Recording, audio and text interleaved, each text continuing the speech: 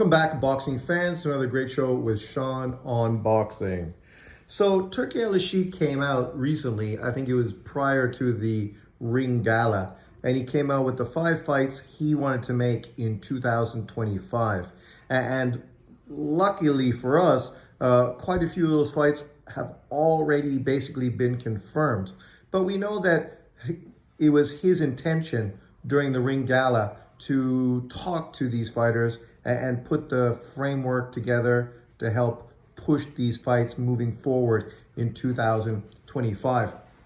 So let's go through these 5 fights and talk about them. Obviously, the biggest one, and it's getting a lot of talk right now, is the Canelo Alvarez-Bud Crawford fight. It's crazy how Tank Davis is in his feelings over this. Like, what's his necessity to hate on Bud Crawford, another American fighter, for getting the bag, right? And then trying to crap on him in the process. It's ridiculous. His career is never going to come close to Bud Crawford's. Let's just put that out there. But what Bud is doing, you could call it a bit of a risky maneuver. Obviously, he's an undefeated fighter. Many people have him pound for pound #1.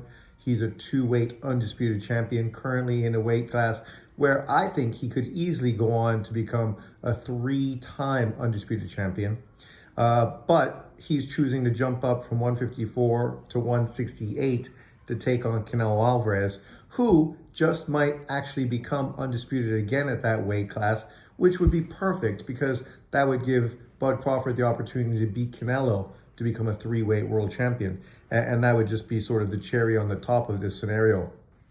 But of course, Canelo would have to fight William Skull, obviously a fight he's going to be criticized for, because if he would have fought William Skull as a mandatory, or if he fights William Skull in unification, he's going to get criticized even if his next fight is Bud Crawford, because Canelo is the most hated fighter in boxing, so it doesn't matter what he does, he's going to be torn apart and ripped and ridiculed for it. Obviously, fighting Crawford, coming up in weight, he's going to be criticized for that. But yet, he's not the one who's been pushing for that fight. Non-stop, Bud Crawford and Turki Al-Sheikh have been putting the pressure on him through social media to actually put fans on the case of Canelo Alvarez, to push him into taking this Bud Crawford fight. And obviously, he talked to Turki, and obviously, if this fight happens, it's because he's getting paid what he thinks he deserves in a fight that is risky. And the reason this fight is risky is because Canelo's in a situation where it doesn't matter if he wins or loses, he's going to be criticized. If he beats Bud Crawford, he's going to be hated on because he cherry-picked the fighter and pulled him up 2 weight divisions. If he loses to Bud Crawford, he's going to be ripped apart for losing to a fighter who came up 2 weight divisions. So, there's no real benefit for him legacy-wise from a lot of these hating casual boxing fans out there. For Bud Crawford, he's in a no-lose situation. If he gets beat by Canelo, everyone's going to say, well, it was a stupid move for him to go up, kind of like we said it was a stupid move for Rigo and Mikey to go up. But at the same time, if the finances were as big as we think they're going to be, it's hard not to go through and take this fight. But he's not going to be criticized for losing because they're going to know he came up in weight. And they're going to give him a pass, just like people gave Rigo a pass and mostly gave Mikey a pass as well. Gave Cal Brook a pass and other fighters who did the same thing. And if he wins, it's going to be a legacy fight. Then he's going to really be talked about in the same sort of sentences to Floyd Mayweather and Manny Pacquiao. And that's going to be a whole nother issue for American boxing fans, specifically Black American boxing fans. Because then when the whole conversation goes on who's better, him or Floyd, you're going to have a bunch of people's heads turn.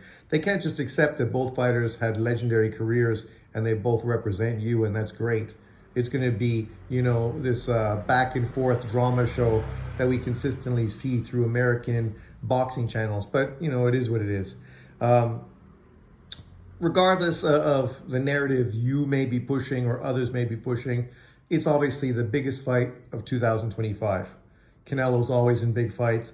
Now he's got an opponent with real name recognition. With Saudi Arabia pushing it, the fight's supposed to happen in the States. So all the Turki Al-Sheikh haters should be happy that at least this fight is not being pulled over to Saudi Arabia. It's literally going to happen in the States, in Vegas, where it's going to do huge numbers. So, let me know what you think about this fight. Obviously, it's a fight you can't pass because the money is just too good. And that's going to be the end of the day why the fight happens. Then we can talk about fight number 2. This is a fight that looks like it's going to happen as well. Obviously, most people expected this fight to happen because it seems to be the most logical direction for both of these fighters. But with a lot of the drama through social media, the back and forth, and a lot of the bullshit from boxing channels, who really knew what was going to happen. But for Devin Haney and Ryan Garcia, the rematch seemed inevitable. Devin Haney literally took the whole year off to prepare and get ready for the rematch with Ryan Garcia. Obviously, Ryan Garcia has been suspended. So in the truth of the situation, both of them are going to be out for a whole year prior to stepping in and facing each other. So nobody's really going to have an advantage over the other fighter.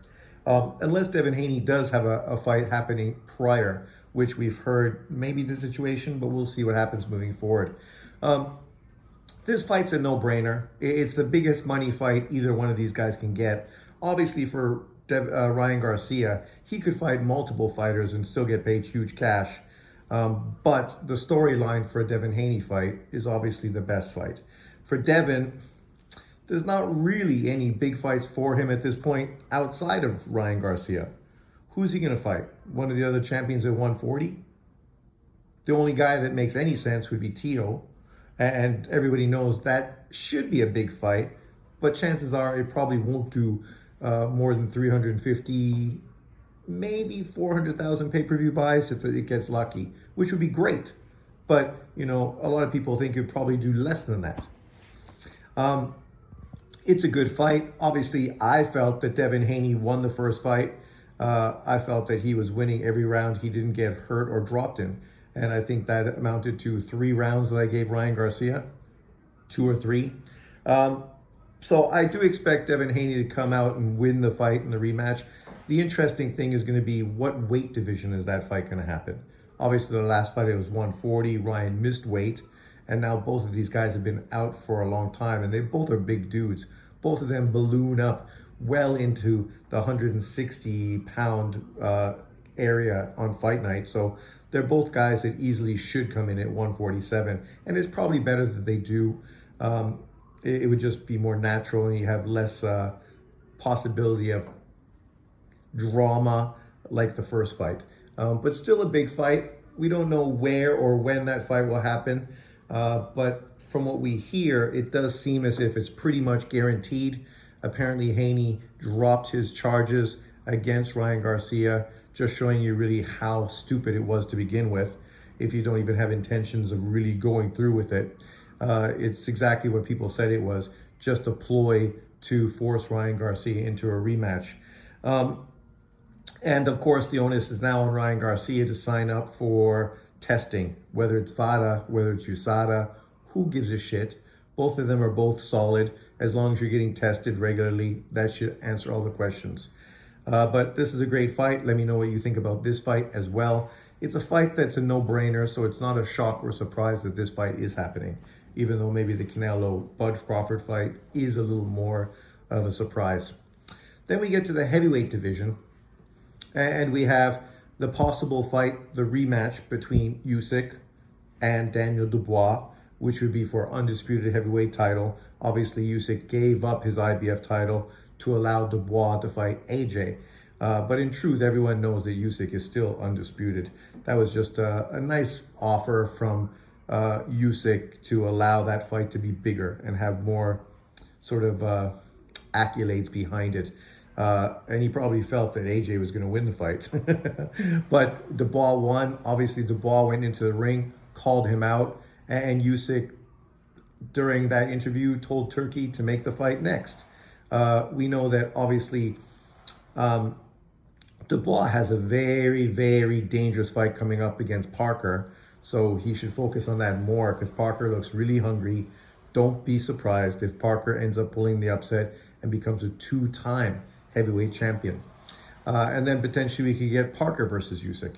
But if the script goes as planned, then obviously Daniel Dubois will beat Parker in sensational fashion, building up a fight later on in the year between him and Usyk for Undisputed to allow him to redeem himself for the loss he had against Usyk in a fight that some people feel was controversial because of the low blow that wasn't counted as a knockout.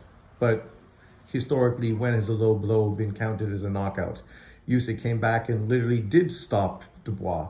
So, you know, the guy that scored the knockout scored a legitimate, legal knockout. The other guy scored an illegal knockout, and obviously that wasn't allowed. But nonetheless, that storyline will be pushed. It'll be the motivation behind the fight. It'll be big build-up. Obviously, this is not a US-based fight like the two first ones. Obviously, American YouTubers are going to be really excited by the Canelo Crawford fight and the Haney Ryan Garcia fight. But boxing fans around the world are going to be excited by Usyk and Daniel Dubois. Americans may not, because we know they tend to be, American-centric, but nonetheless, UK fans and people from around the world always love a great heavyweight clash. The storyline is interesting. Obviously, Usyk has done what a lot of people felt he couldn't do, which was beat Fury, not just once, but twice.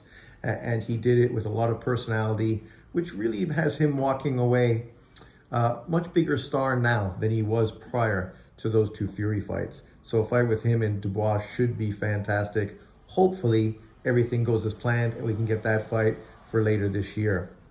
Then we get to another heavyweight clash.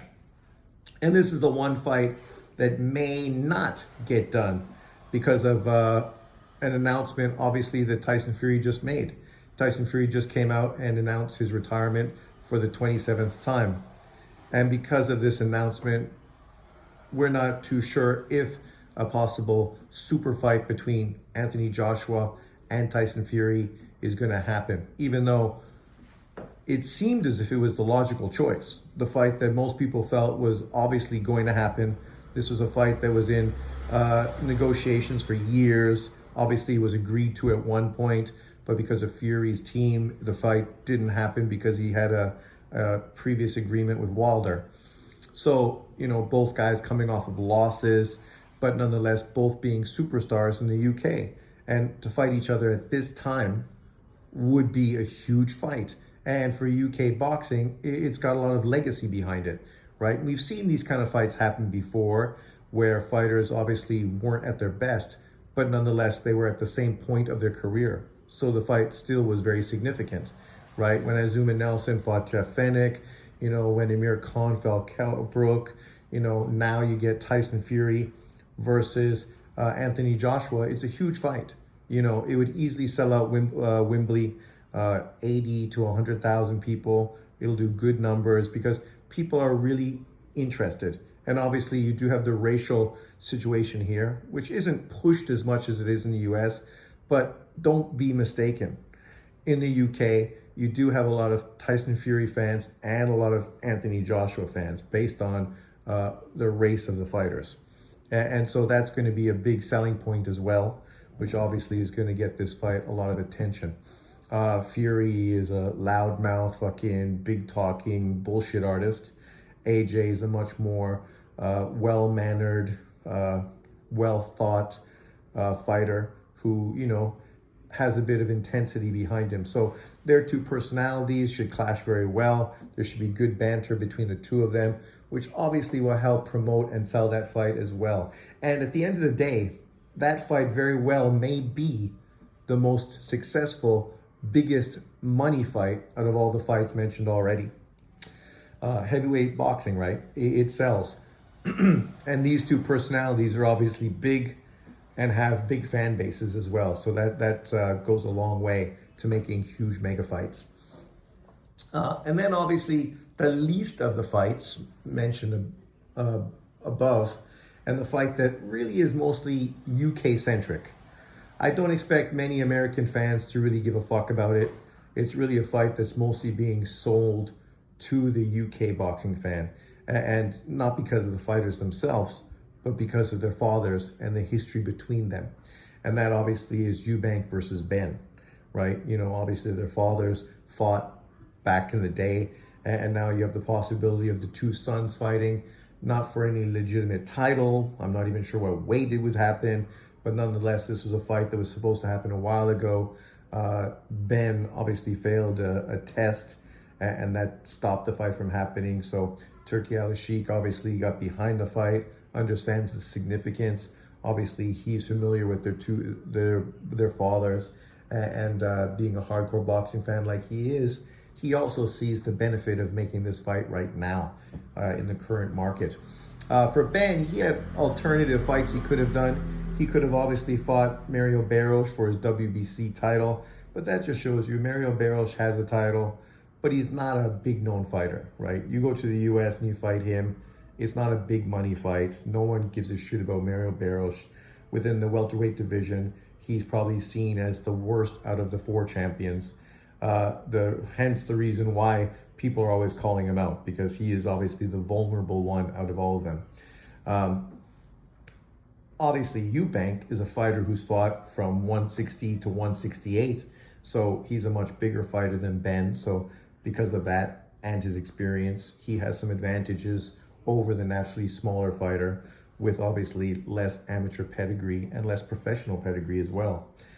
So it should be a good fight. Obviously, the banter between these guys is going to be fucking next level, because there's a real disdain between the two of them, and it's only grown over the years and just continued to build.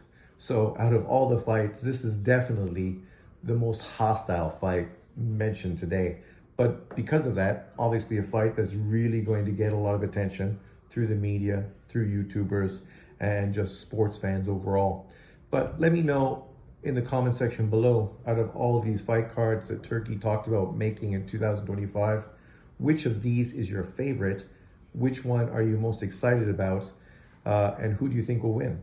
Thanks for watching, and I will see you next time. Peace out.